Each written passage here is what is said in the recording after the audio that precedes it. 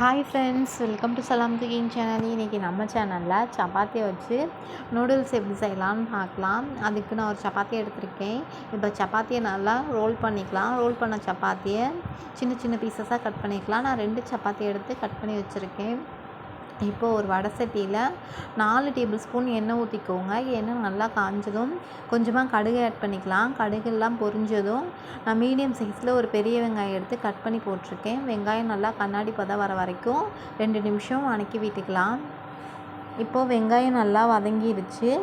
நான் மீடியம் சைஸில் ஒரு தக்காளி எடுத்து கட் பண்ணி போட்டிருக்கேன். இப்போ தக்காளியும் போட்டு நல்லா வதக்கி விட்டுக்கலாம், பச்சை வாசனை போகிற அளவுக்கு. இப்போது தக்காளி நல்லா வதங்கிடுச்சு. அதோட 1 டேபிள் ஸ்பூன் மல்லித்தூள், 1 table spoon chilli powder, 1/4 table spoon மஞ்சள் தூள் ஆட் பண்ணிக்கலாம். இப்போ அதோட மசாலாவுக்கு தகுந்த மாதிரி உப்பு சேர்த்துக்கலாம். இப்போ போட்டு எல்லாத்தையும் எண்ணெயில் பச்சை வாசனை போகிற அளவுக்கு ஒரு 2 நிமிஷம் நல்லா வதக்கி விட்டுக்கலாம். இப்போ அதோட நான் 2 டேபிள் ஸ்பூன் தக்காளி சாஸ் ஆட் பண்ணிக்கிறேன்.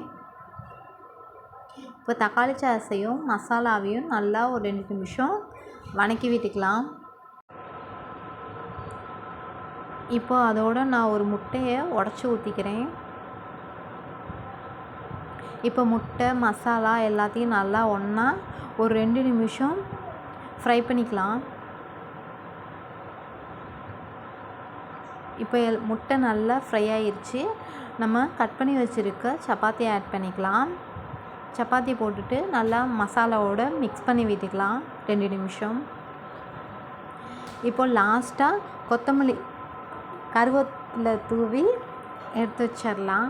அவ்வளோதான், நம்மளோட ரொம்ப டேஸ்ட்டான சப்பாத்தி நூடுல்ஸ் ரெடி ஆயிடுச்சு. ரொம்ப டேஸ்ட்டாக இருக்கும். ஒரு தடவை ட்ரை பண்ணி பாருங்கள். வீடியோ பிடிச்சிருந்தால் லைக் பண்ணி ஷேர் பண்ணி சப்ஸ்கிரைப் பண்ணுங்கள். தேங்க்யூ ஃபார் வாட்சிங்.